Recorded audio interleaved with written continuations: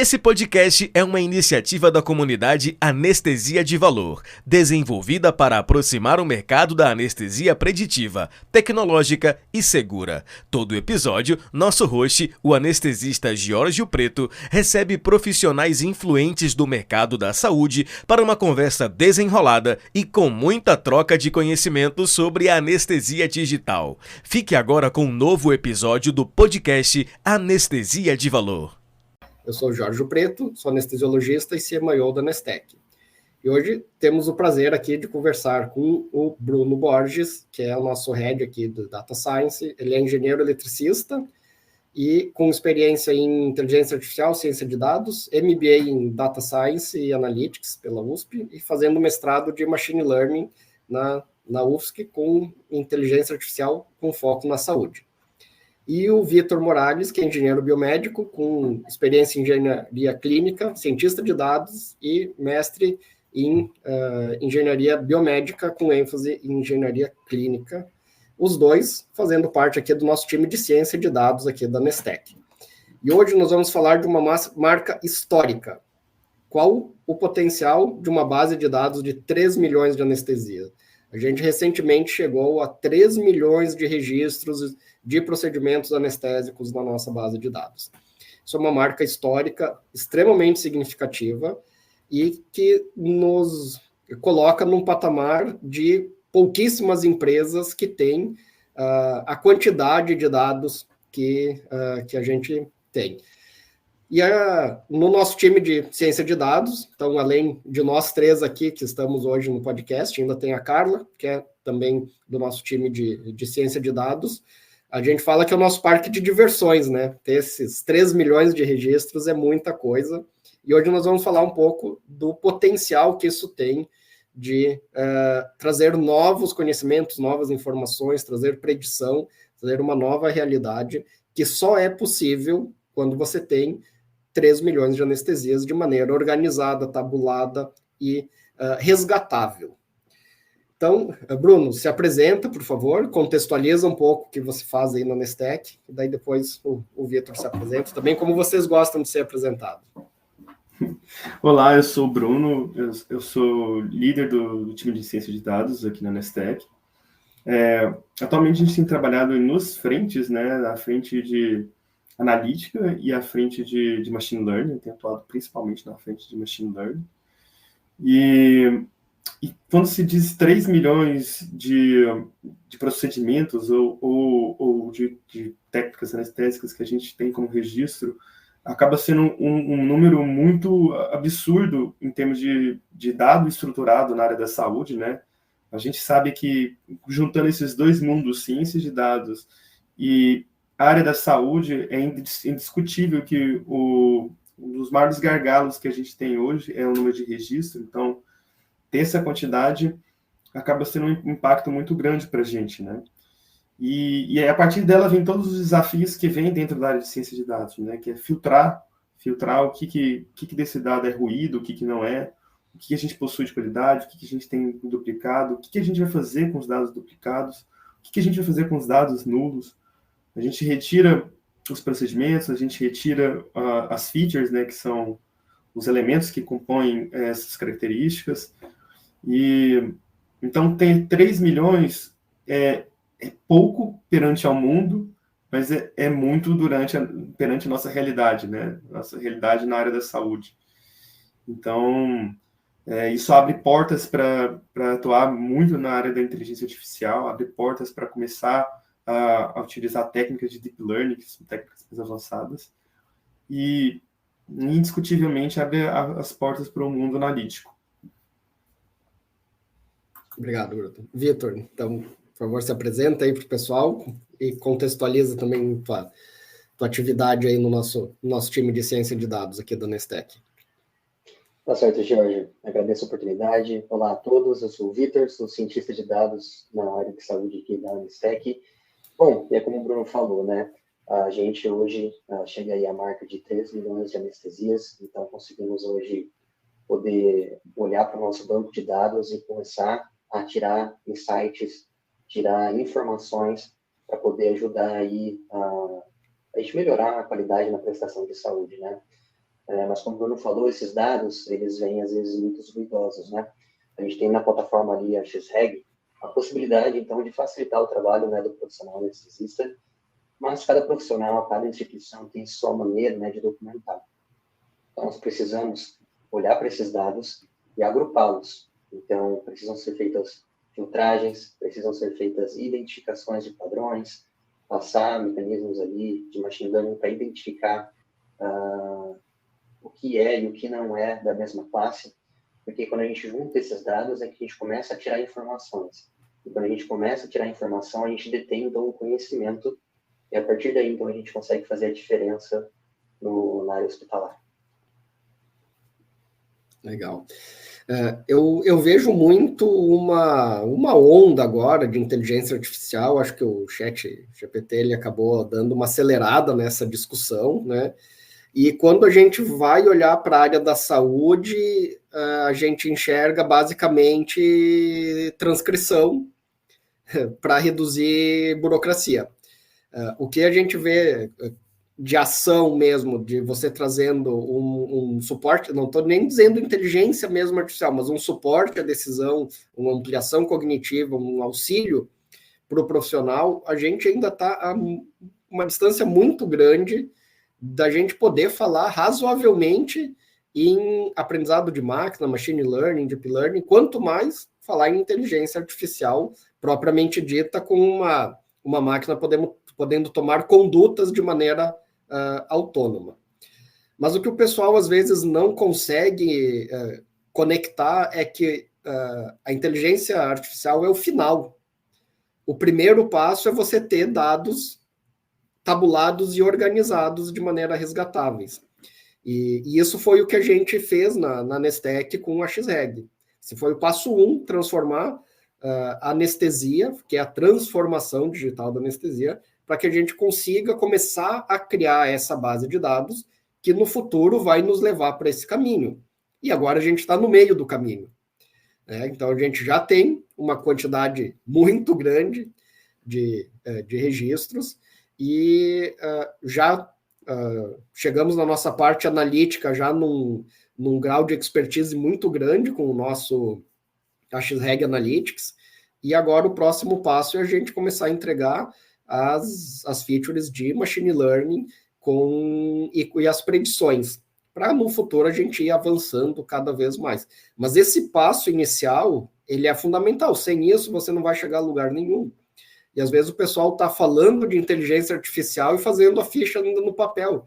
Cara, você está anos-luz de uma inteligência artificial enquanto você está nesse tipo de situação. Ou nos nossos prontuários eletrônicos, que você ganha campo texto para escrever. E você escreve de qualquer jeito, com erro de português, erro de grafia, com um monte de problemas de escrita, que você até consegue resolver, né, Bruno, com técnicas de linguagem natural, de aprendizado de máquina com linguagem natural, mas você acaba tendo uma precisão menor. E esse é um ponto muito crítico na nossa área, na saúde. Você não pode trabalhar com uma precisão ruim. Supermercado pode trabalhar com uma precisão ruim, né? Trânsito pode trabalhar com precisão ruim, a gente não pode.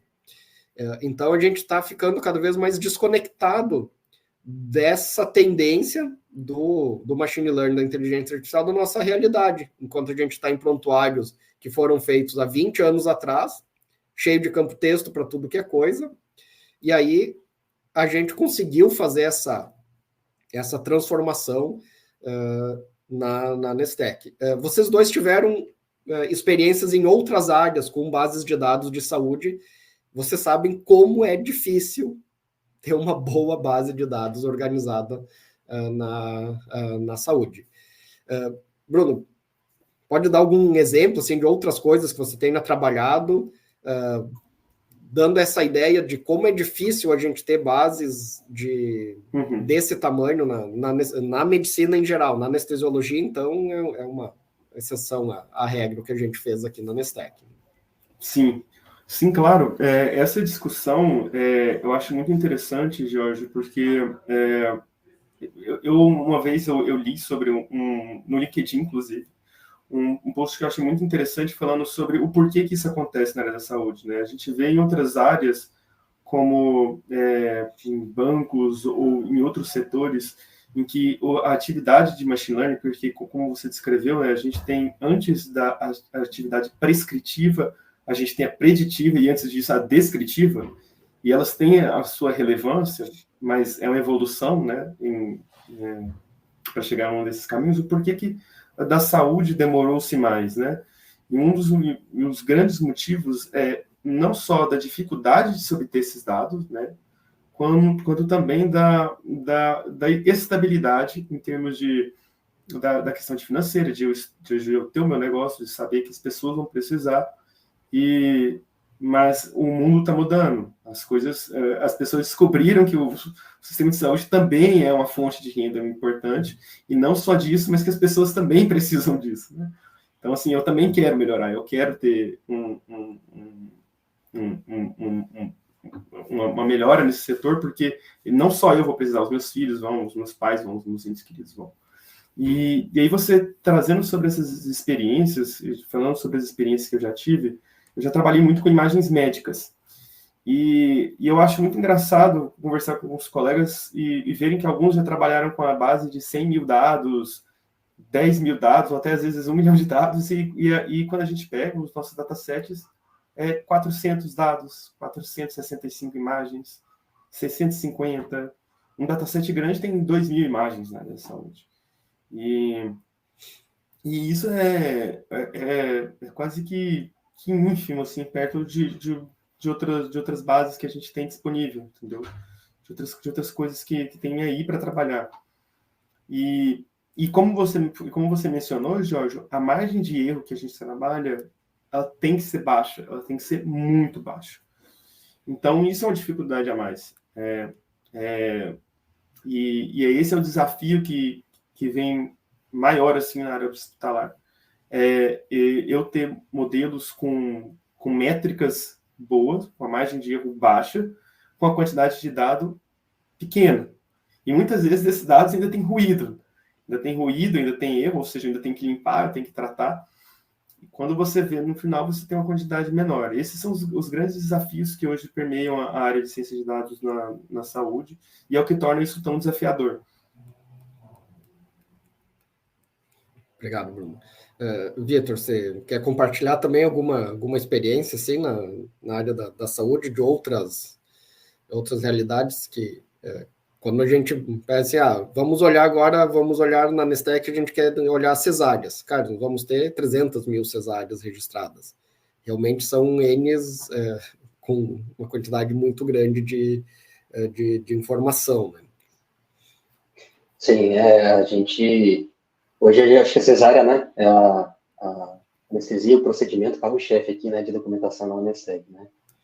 Mas olhando para o passado, né, então eu venho de um background de engenharia clínica, né, então hoje eu trabalhei com diversos equipamentos médicos e sempre tive contato muito com o pessoal de TI, e eles sempre fazendo, então, essa conexão, né, com prontuários eletrônicos, né, mas ainda assim a gente tinha assim, uma gama de prontuários que ainda não tinham atingido a estabilidade no mercado, né, que tinham conseguido trazer uma excelência de informação, quiçá dados de anestesiologia, né, porque prontuário e ficha anestésica são totalmente diferentes.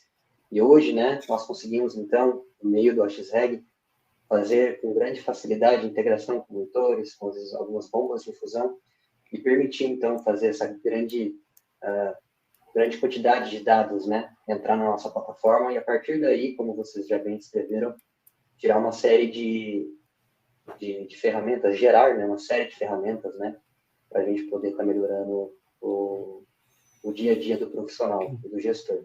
Eu acabei de entrar na nossa plataforma, eu vi que, assim, na última semana foram documentados 15 mil anestesias, tá?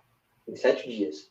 15 mil anestesias foram feitas com qualidade e passaram pelos filtros que a gente tem, que estão dentro do AXREG Analytics, a nossa plataforma de Business Intelligence do AXREG, e nos últimos 30 dias foram 70 mil anestesias.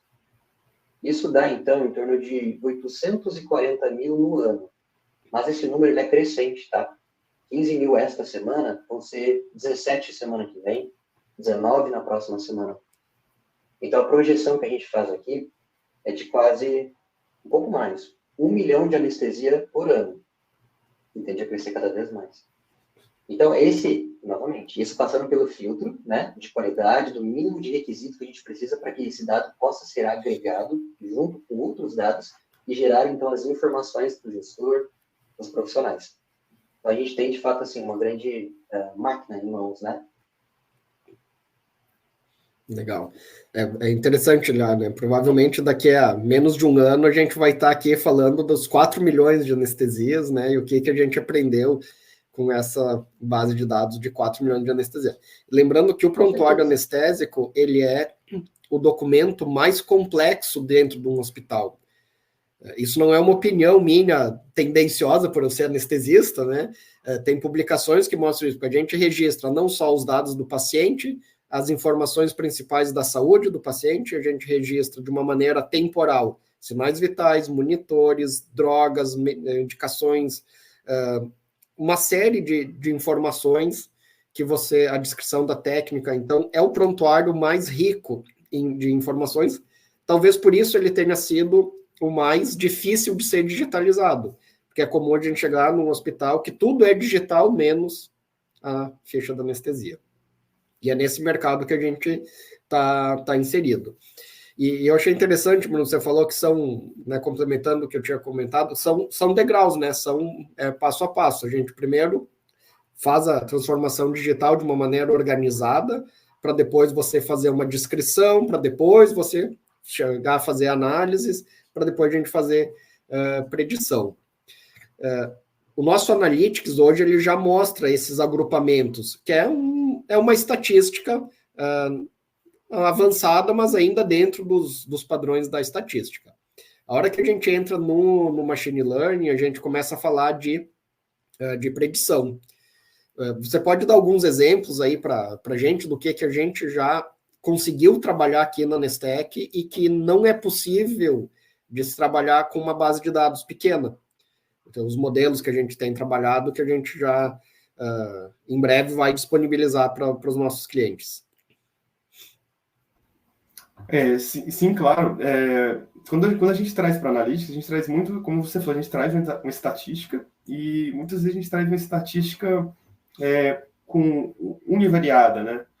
E aí, quando a gente começa a trabalhar com muitas características, então, se eu não vou olhar apenas para o tipo de asa do paciente, eu vou olhar para o asa, eu vou olhar a comorbidade, eu vou olhar as alergias, eu vou olhar os medicamentos dos procedimentos, o tempo que demorou para levar tal medicamento, o número de features, né, que são esses parâmetros que a gente começa a colocar para as nossas estatísticas, começa a crescer muito. E aí a gente vai com uma estatística mais avançada, que é o Machine Learning, né? Tem gente até que tem muitos memes hoje na internet que brincam que é um fantasminha, que você tira a capa dele lá, está escrito Machine Learning, você tira ele, está estatística. E os exemplos que a gente tem, né, que tem trazido, a gente tem sistemas de recomendação, né? Então, hoje, com essa quantidade de dados, essa estatística ela consegue ver uma quantidade que seria humanamente impossível, a gente mensurar todas essas variáveis, olhar tudo isso e tentar montar uma equação, entendeu? Levaria-se muito tempo para você fazer isso e talvez para alguns casos seria até impossível. Então, através da estatística, a gente consegue perceber isso. Quais variáveis impactam quais decisões. E hoje a gente tem exemplos aqui construindo através disso um sistema de predição de potência em cesáreas, né? Além disso, os sistemas de recomendação, como a gente mencionou, e a gente tem construído também até um sistema também de pré-auditoria, né? Porque como a gente tem essas informações também de fármacos que foram computados, a gente consegue perceber a lacuna também. O que faltou de documentação em termos de material, de fármaco.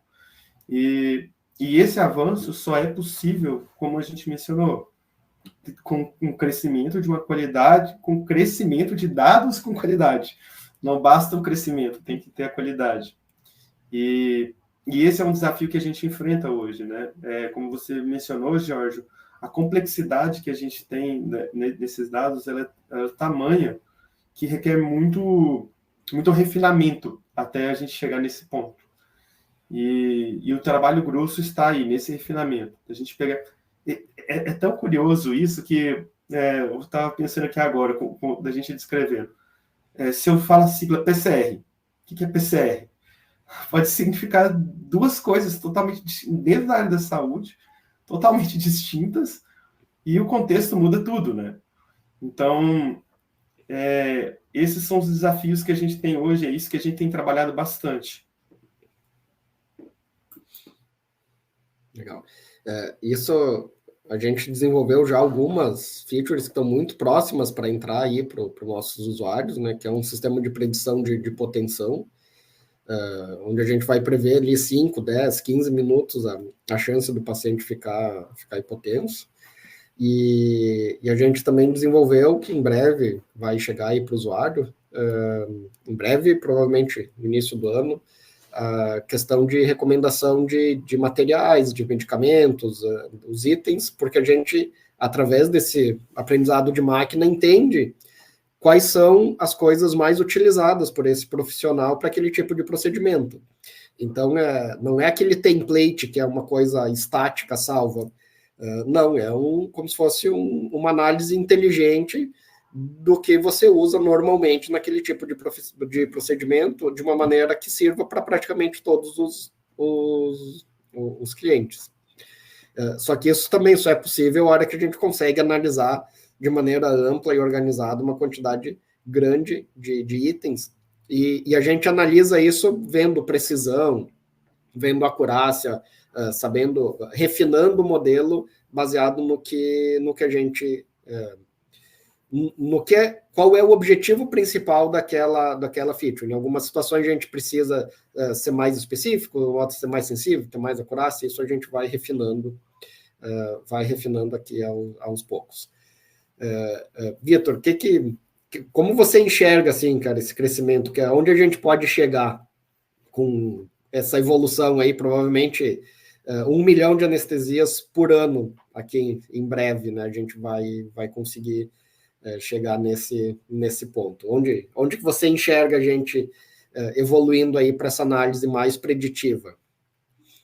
Bom, acho que, primeiramente, né, a grande missão da Anestec é ajudar a melhorar a qualidade da prestação dos serviços de saúde, né?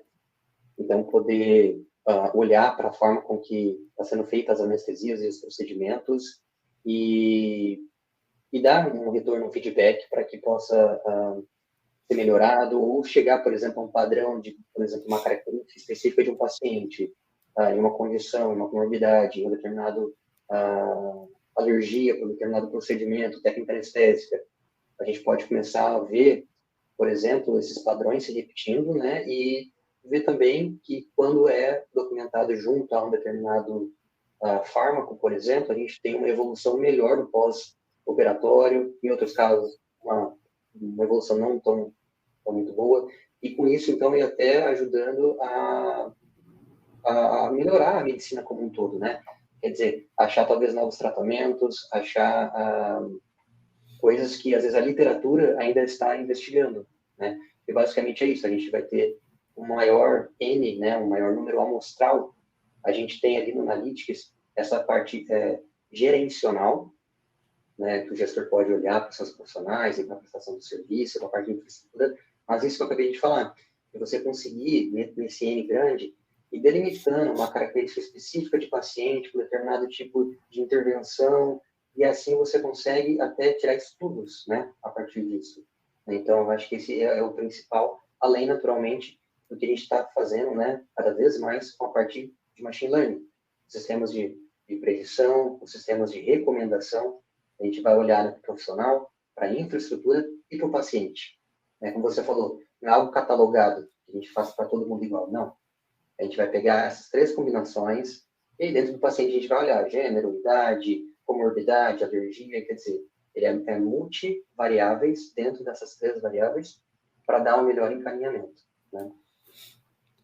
A ideia é que a gente vai se tornar cada vez mais com suporte à decisão, ampliação cognitiva, auxílio cognitivo, tem vários nomes para descrever, mas cada vez mais a gente vai ser um software ativo, recomendando, fazendo já pré-seleções do que é mais utilizado, altamente provável de ser utilizado, e gerando alertas ativos, inteligentes, contextualizados.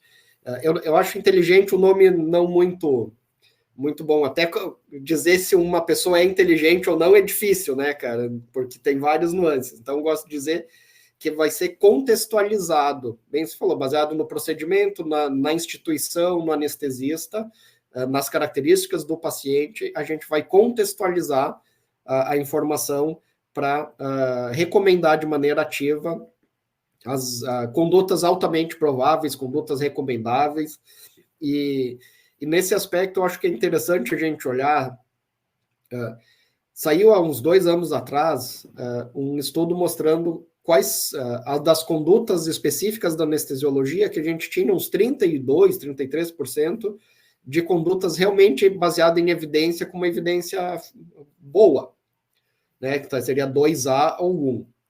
Ou seja, 60 e tantos % das nossas condutas, elas não têm uma evidência clara. Na verdade, a literatura te diz o que é ruim, então mas ele te dá uma faixa muito ampla de possibilidades. E aí que entra, que todo mundo que está nos ouvindo sabe, que cada anestesista faz de um jeito diferente. Se tivesse um jeito que fosse muito melhor que o outro, todo mundo sabia, todo mundo fazia igual. O problema, uma característica é que tem várias coisas que realmente não fazem tanta diferença. Mas não fazem tanta diferença em estudos controlados, com 500, 600, 1.000 pacientes. Nós vamos poder olhar isso olhando nesse tipo de procedimento para 250 mil pacientes, 250 mil procedimentos. Aí você vai conseguir colocar mais nuances e dizer, ó, aqui o resultado está um pouco melhor, nesse caminho o resultado foi melhor, que são características que a gente não vai conseguir olhar num estudo controlado, naqueles estudos que a gente sabe que formam a literatura, que são com N's muito baixos. A gente consegue olhar para 50, 60 mil pacientes para centenas de procedimentos diferentes. Então, isso vai começar a nos conduzir nessa zona mais cinza da literatura, e é algo que não tem outro jeito de fazer, a não ser analisando milhões de registros. E esse é um gap que tem na área da saúde, porque você não consegue analisar essa grande quantidade. Então, os estudos que a literatura nos trazem, eles são com poucos pacientes. Ou até a gente tem as meta-análises, mas assim, você tem uma meta-análise com mais de 2.000 pacientes, é muito difícil. São pouquíssimas análises com 2.000 pacientes. E aqui, sim, nós conseguimos centenas de procedimentos com 10.000 pacientes ou mais. Então, a gente começa a trazer uma nova visão para uma área mais cinza. Ou, pelo menos, a gente pode dizer, realmente não faz diferença. Mas o custo operacional foi menor nesse caminho aqui.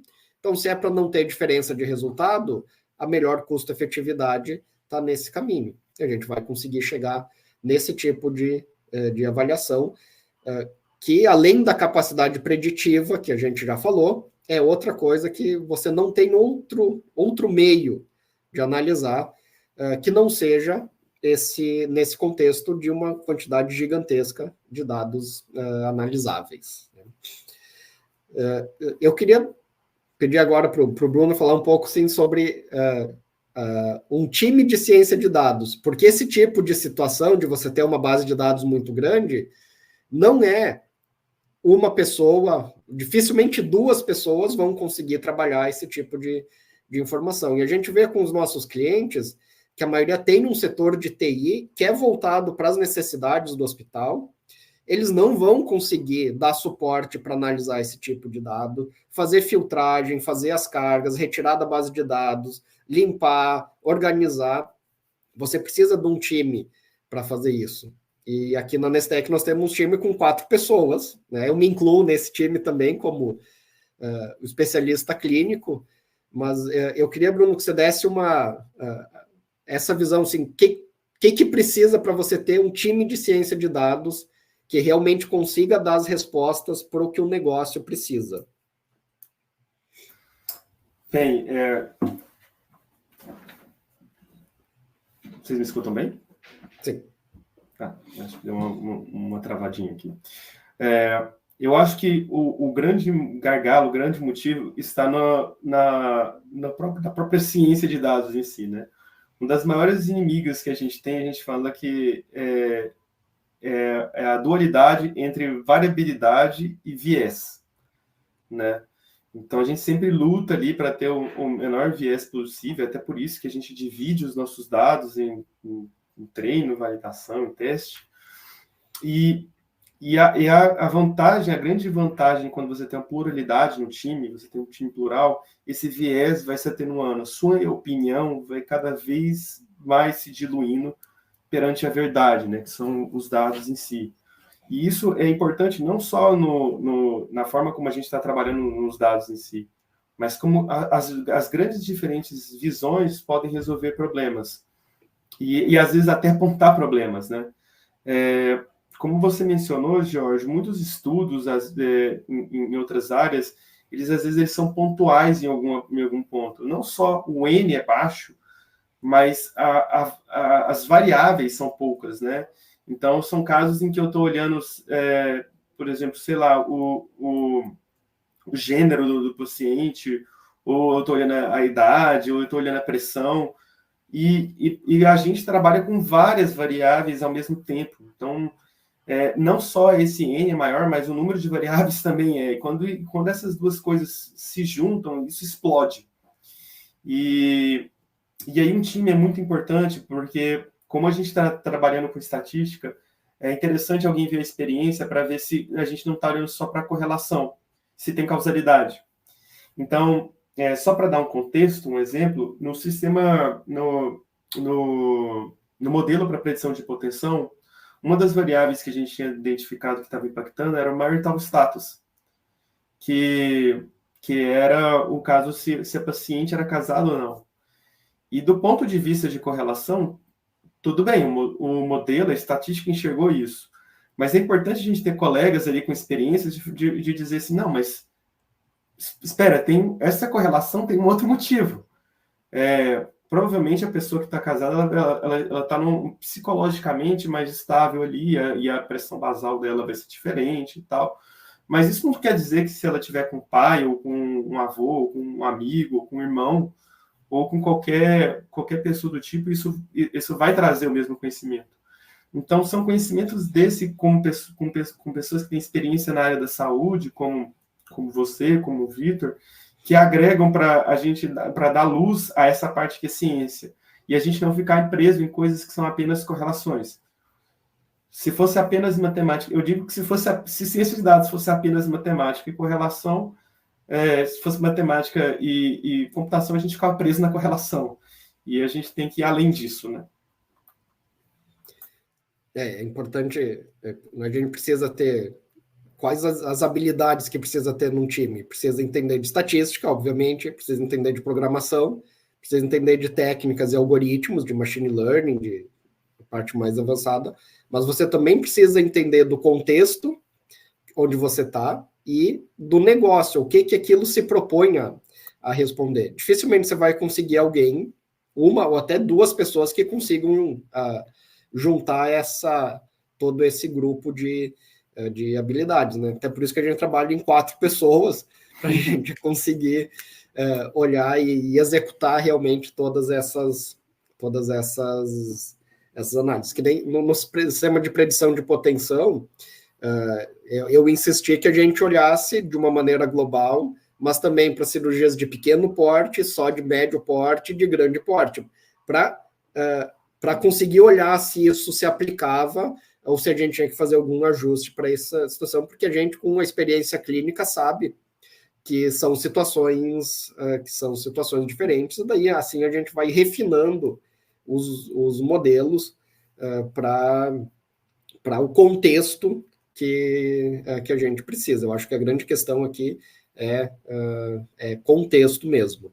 Então, o potencial, né, que a gente tem nesses 3 milhões de anestesias, eu acho que acho não, né?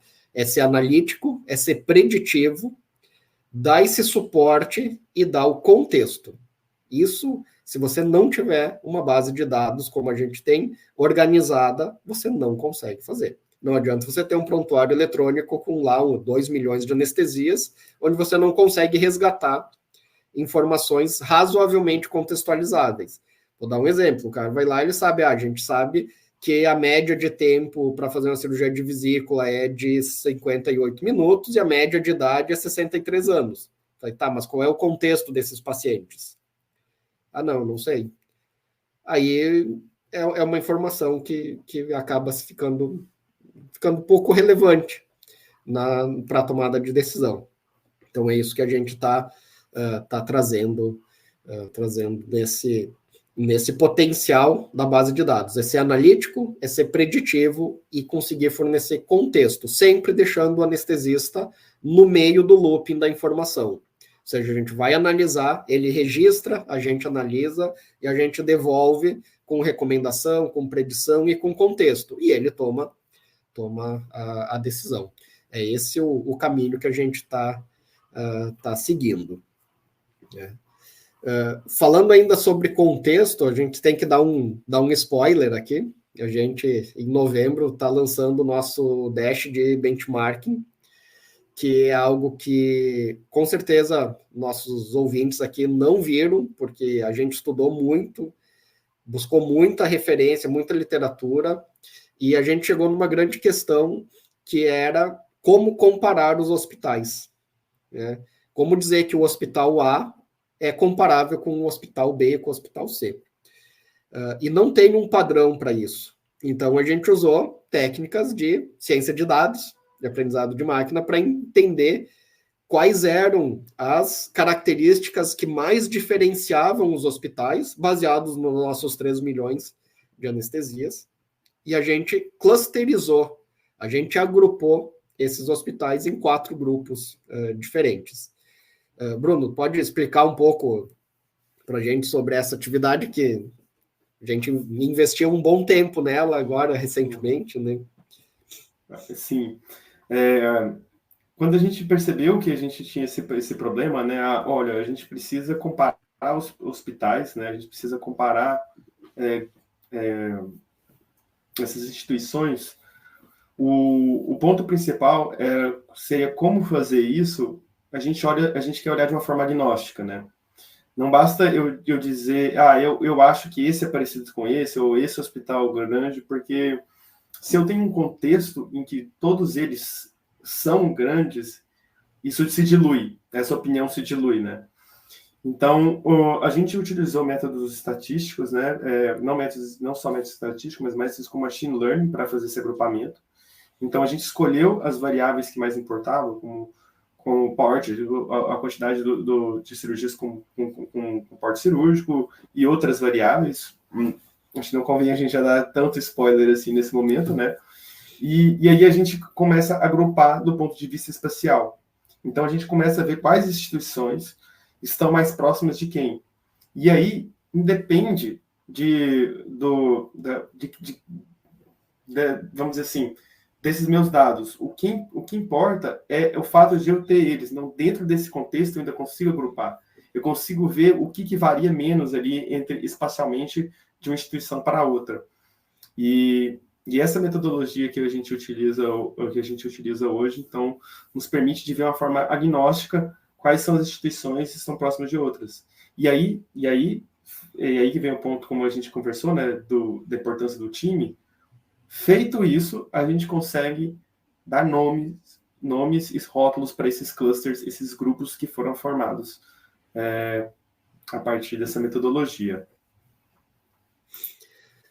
Legal. Essa metodologia que a gente usou é para que a gente não possa escutar aquela frase célebre, porque no meu hospital as coisas são diferentes. Então, nós estamos usando uma metodologia, então a gente olhou quais as variáveis que eram mais que mais diferenciavam uma instituição das outras, através de análises estatísticas, e depois as técnicas de machine learning para a gente agrupar isso, para a gente poder dizer, realmente, eu estou te comparando com os seus semelhantes, e estou excluindo da comparação as instituições que são muito diferentes de você.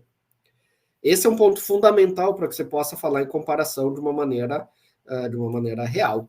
E a gente só pode falar isso porque a gente está olhando para 3 milhões de anestesias. Eu não vou conseguir dizer isso olhando 200 mil anestesias. Ah, essa instituição é diferente dessa aqui. Não. Mas com 3 milhões de anestesias, eu consigo dizer essa instituição é semelhante a essa e é diferente daquela outra, então nós não vamos te comparar com a diferente. Né? Vitor é o nosso principal responsável pela execução desse dash de benchmarking. Explica um pouco aí para a nossa audiência, Vitor, como que funciona a dinâmica desse dashboard. Tá ótimo, Jorge.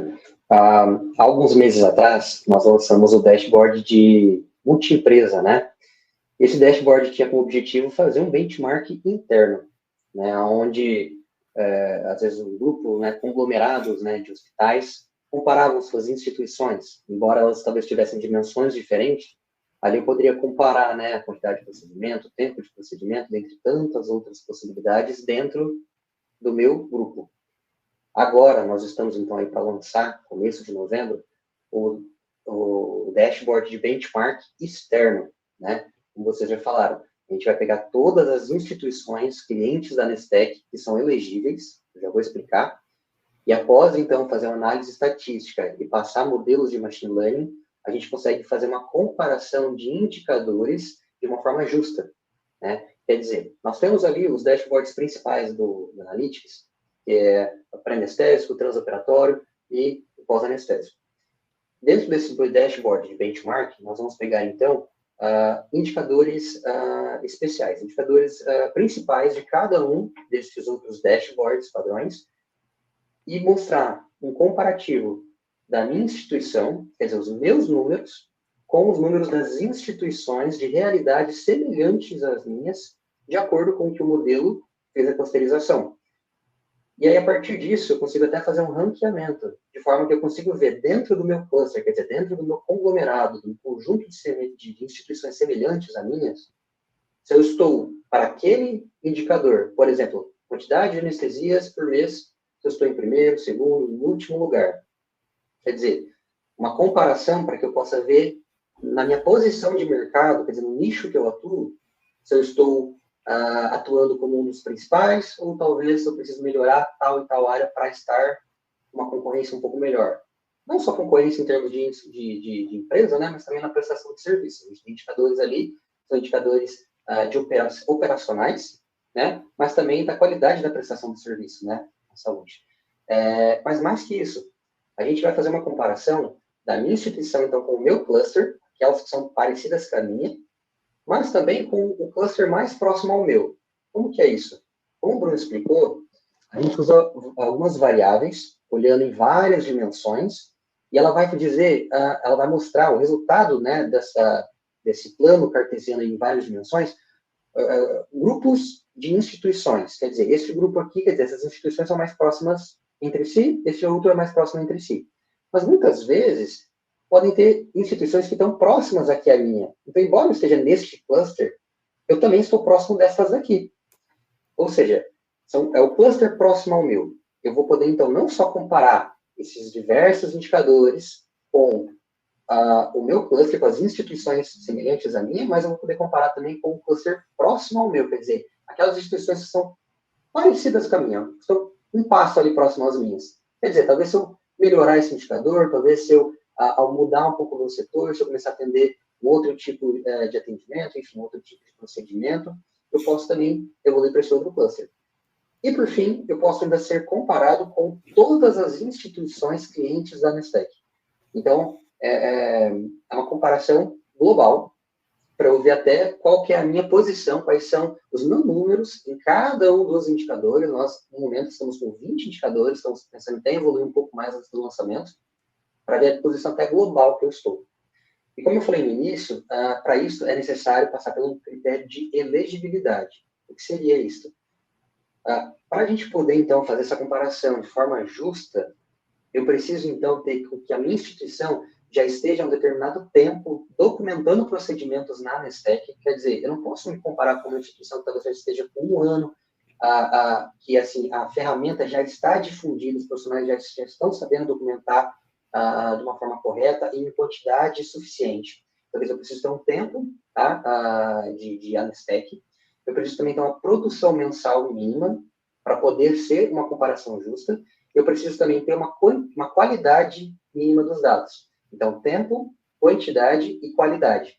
Passando por esses 3 critérios, eu, então, entro em um dos 4 possíveis clusters. Então, todas as instituições dentro desse critério são divididas em 4 possíveis clusters. E, a partir disso, eu vou ver a minha instituição com o meu cluster, a minha instituição com o cluster mais próximo meu, e a minha instituição com todas as instituições da Nestec. E, a partir daí, tirar N possíveis, né, informações para melhorar o meu serviço diário. Legal, obrigado, Vitor. Então, o benchmarking externo, ele é não identificado, então você vai estar no ranking do teu cluster, mas você não sabe quais são as instituições que estão dentro do teu cluster, e não sabe quais são no ranking, você sabe onde está posicionada a tua instituição, mas você não sabe qual é a outra instituição, tudo dentro da LGPD, das regulamentações sobre análise de dados.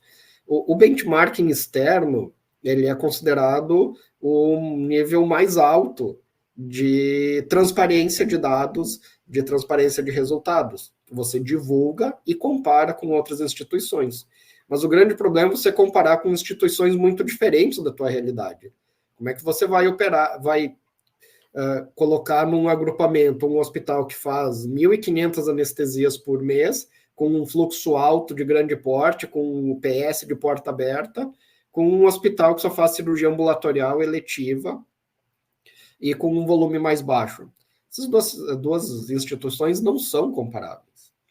Então, foi isso que a gente fez questão de resolver, e a gente resolveu isso baseado em ciência, em dados, e baseado nos nossos 3 milhões de registros, porque sem eles teria sido impossível fazer, ou a gente teria um grau de confiabilidade muito baixo nessa análise. Então, o momento da gente fazer isso é realmente agora, porque a gente chegou numa maturidade de dados e numa quantidade de dados suficiente onde a gente consiga fazer esse tipo de análise. Pessoal, a gente já está chegando aqui no final do nosso episódio. Queria umas considerações finais de cada um de vocês. Bruno, podia dar uma mensagem final aqui para a nossa audiência, por favor? Eu queria agradecer pelo convite, né? É sempre um prazer aqui falar sobre esse tema tão importante que é dados e área da saúde. E dizer, e só complementar justamente isso que vocês falaram agora do nosso benchmarking, foi um trabalho muito recheado de complexidade, de features, assim. Então, só para vocês terem uma noção, tem indicadores aí que a gente consegue comparar porte cirúrgico, porque a gente utilizou LLMs, a gente utilizou tecnologia próximas, da família próxima do ChatGPT, para identificar o que são procedimentos similares. Então, teve toda uma responsabilidade, uma curadoria, como o Vitor mencionou. Então, assim, ficou um resultado bem legal ali, anonimizado. E assim, os nossos clientes que conseguirem participar, eles vão conseguir perceber matematicamente quem que eles estão próximos, com quem que eles podem se comparar e qual a direção que eles estão, né? Então, onde que eles estão indo mais próximo? Qual a direção eles querem tomar com isso? E bem, é isso. Só para finalizar, isso só é possível com mais de 3 milhões de anestesias, de registros. Vitor, uma mensagem final aí para a nossa audiência. Ótimo. Bom, também agradeço o convite. É um prazer sempre estar aqui no podcast, no Anestesia de Valor, trazendo um pouco, né, do que nós fazemos aqui dentro de casa. E é com muito prazer que nós podemos hoje estar com um banco tão recheado de dados para poder trabalhar e levar essa informação de volta, né? Que a gente sabe que vai fazer a diferença É de fato um prazer trabalhar com engenharia e com a área da saúde, né? A gente poder devolver para o profissional que atua lá direto com o paciente a maior confiança, maior qualidade, ajudar na tomada de decisão. E isso é possível, como vocês falaram, né? Com esse banco com hoje 13 milhões aí de anestesias. Obrigado. Obrigado, Vitor, Bruno.